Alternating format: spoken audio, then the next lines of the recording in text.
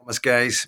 One of my first ever videos, so it is. It's a part one and a part two because I didn't know how to use CapCut, so I didn't know how to put the two of them together. So I had to put them out of two separate videos. Um, yeah, so it's just to see how much has changed, how much I've changed. You know what I mean? Have I faltered on what I'm talking about? It's quite interesting at the end when I talk about the king. That's quite interesting, but everything's pretty much the same, you know what I mean? But yeah, it's 7 months, not that long ago. But yeah, that was where I swear, basically right first week I think it was one of my first 5, 6 videos. So enjoy. Dolls. If you're from Belfast, Northern Ireland, anywhere in Northern Ireland or Scotland, don't scroll.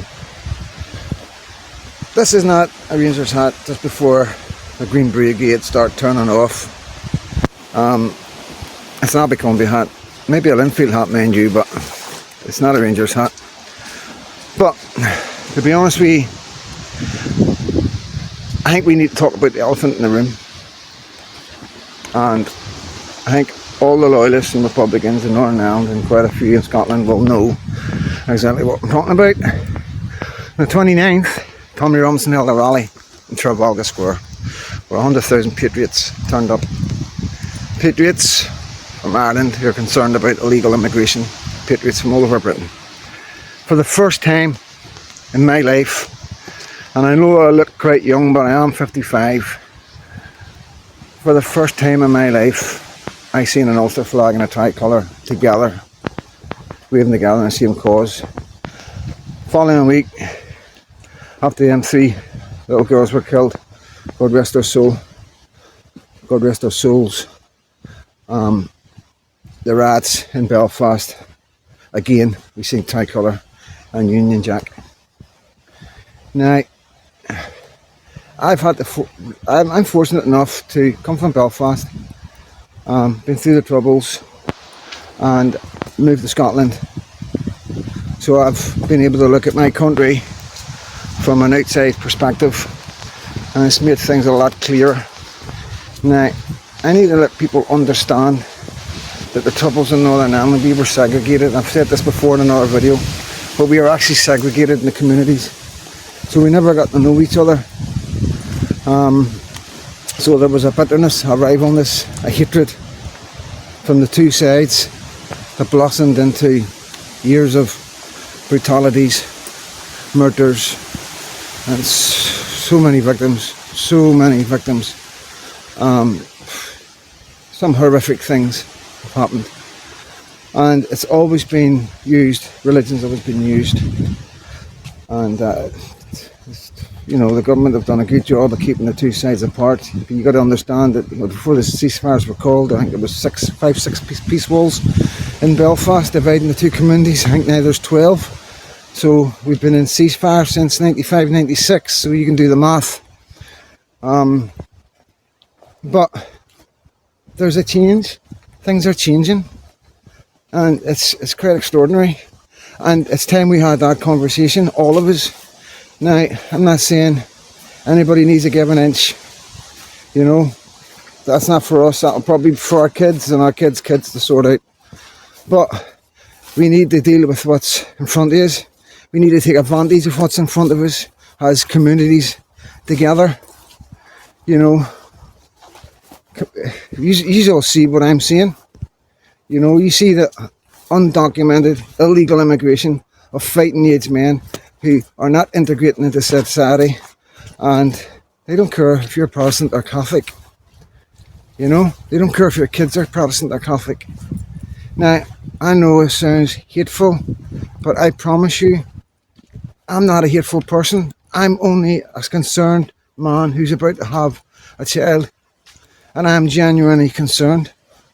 And I've got that going on, and then you've got all this going on with the religious thing between us, the Protestants and the Catholics, and it's spread right over to Scotland as well. It's fair enough. So it's no as bad, but there is a lot of two-facedness. You know what I mean? I don't support Rangers because I don't want to get drawn into that politics. I'm not from Glasgow, for starters. And I'm not going to support a football team just to have a label or a badge, because we've grown out of that now. We're adults, you know what I mean? And we were deceived. We were deceived, and you know, I love Ian Paisley and I love Ian Paisley Jr., but sometimes I think he was part of the blame, and it's horrible to say that about somebody you admired. But religion, you know, I'm meeting Catholics now. I'm not over there anymore. I'm starting to meet Catholics, starting talking to Catholics. They're no different than us. Absolutely no different than us at all. Now, I know I'm going to get a lot of hate for this. I know that. But see, at the end of the day, I'm bringing a child into this world, and I do not want that child full of hatred over something that happened 300-400 years ago. You know, at the end of the day, it's Roman Catholics and Protestants. We were all the same. We were all the same. It's like two families splitting up. You know, how can we not come together? We can have the Ulster and the Ireland thing. We can have that. We can still argue and debate and disagree over that. You know, Ulster is British.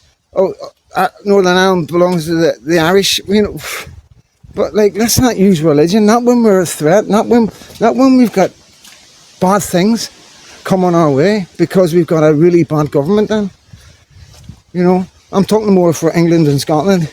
Northern Ireland can look after themselves, and I'm quite sure Ireland will get there eventually as well. But I'm speaking and saying things that millions and millions of people are thinking. I'm not spilling hatred. I'm not making things up. I am genuinely concerned because they're not letting up. They know that these men have not got the same culture. And I understand there was good Muslims. I totally get that. I've met them. I've been with good Muslims. I've had really good Muslims friends. This was back in the 90s. But none of them tried to convert me. None of them ever tried to push it down my throat.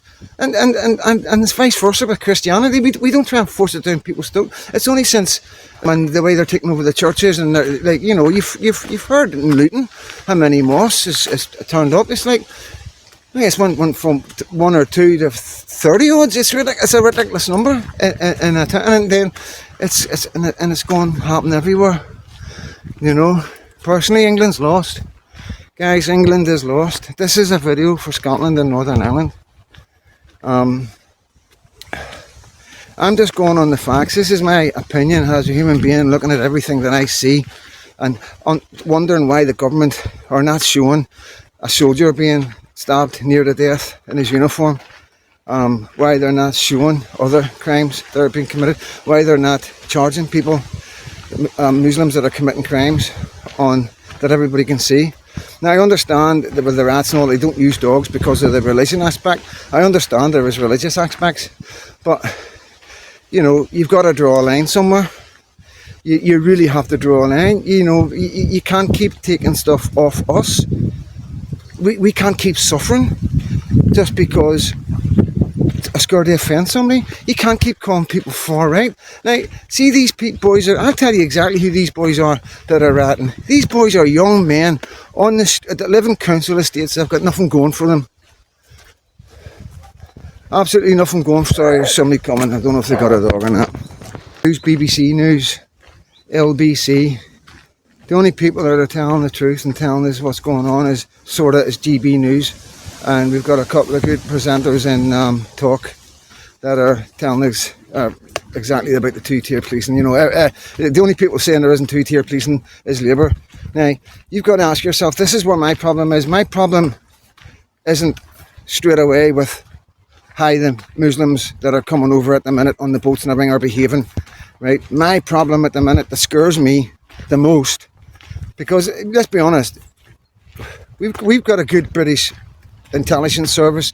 They've had 40 years practice in Northern Ireland. Don't kid yourself. We do have the best intelligence services as far as the police and the army go. No doubt about it. So I have faith that they can handle anything, right? But my problem and what scares me is they're no telling us things. They're hiding things from us. They're not even letting you know that there's people getting murdered and butchered in Bangladesh right now. Why? Why are they wanting to hide it? Now, I understand if, you know, if people keep hearing all these horrible things that these men are doing, people are going to be concerned, right? I get that. But are you going to sacrifice people's safety just for that? Are you going to let people walk blindly in the danger, live oblivious to what's happening? Because that's what you're doing. You're shutting everybody down that are trying to say, whoa, this isn't right. People all around the world are going, what's going on in Britain? You know, why is everybody right in the world, but the Labour Party aren't? This doesn't make any sense to me.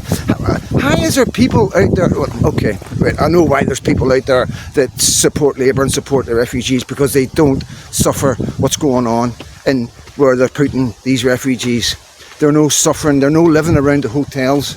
They're middle class. They're living in affluent areas. They don't see nothing. You get me? And all these other guys and these working class people, and millions and millions of people that are screaming out right now online and all around the world are trying to warn you, they're trying to tell you, but this is what's happened. This is what Labour's done, believe it or not. This is the silver lining, by the way.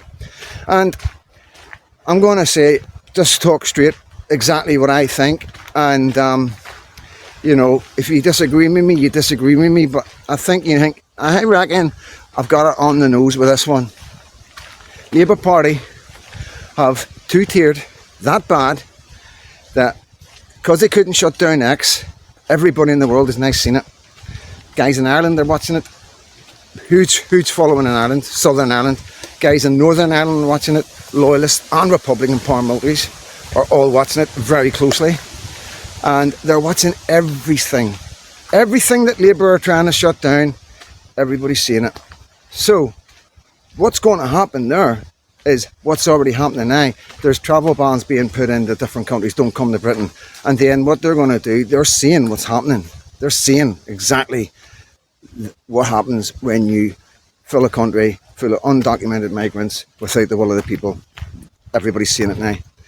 Ireland are going to shut their doors very soon if they don't. The government's going to be taking 100%. The Irish people are going to get their country back, and the immigrants are going to get moved on. I can guarantee you that, 110%. And I know some of you might be like, oh, once they're here, they're here.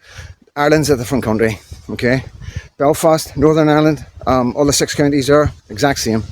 Guarantee it. You know what I mean? The Sinn Féin at the minute, I've got the open door policy and the refugees. That's what's going to bring them down, you know.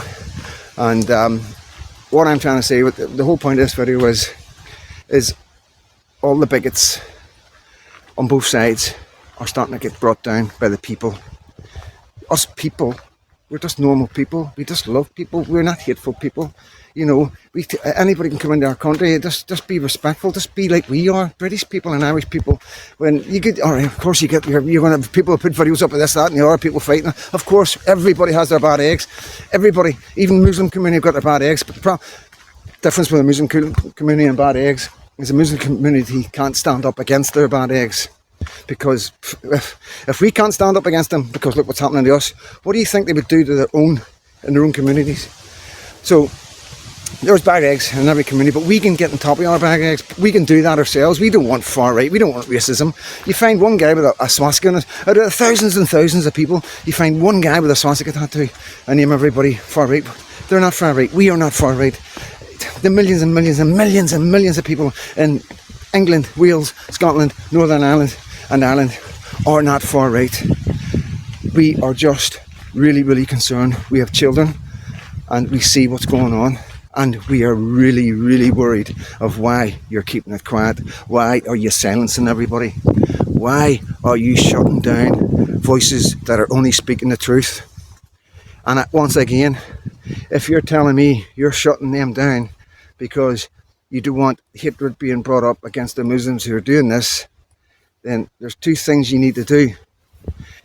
Or 2 things that you must be doing. You're either getting right on top of it and sorting it all out and going to start deporting them, or you just don't care about our children. They're actually, what would we call them, collateral damage.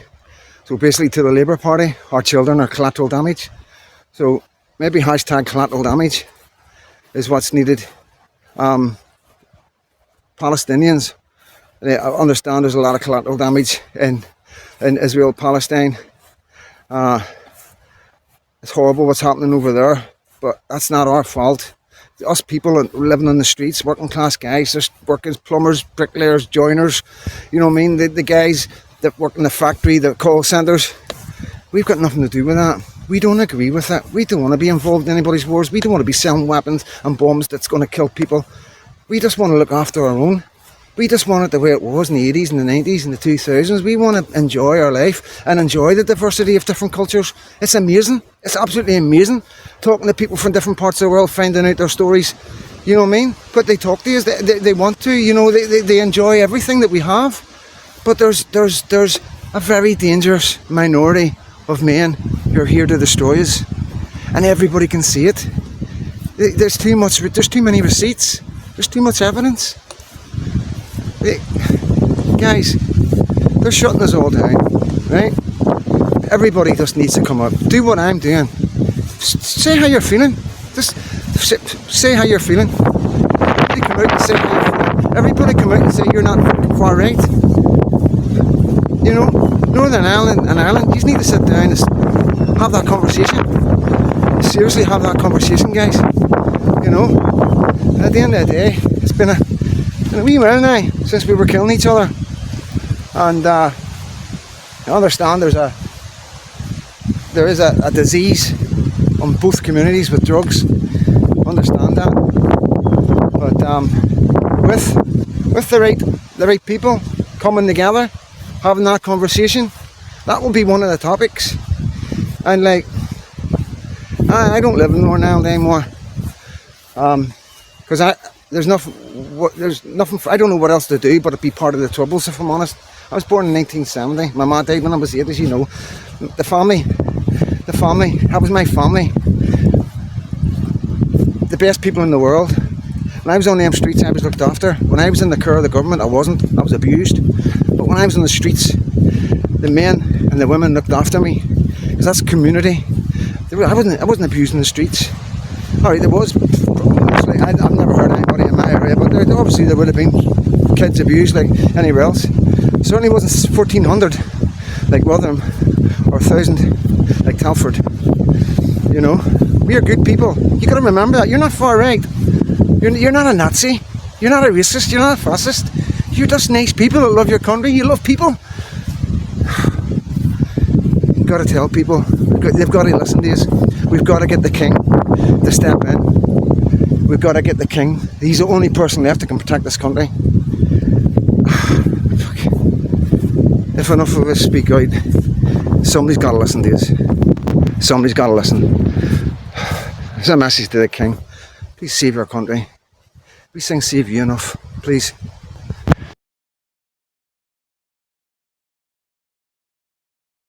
So, guys and dolls, that's it. Hope you enjoyed it. It's not great. I have got better. I think I've got better.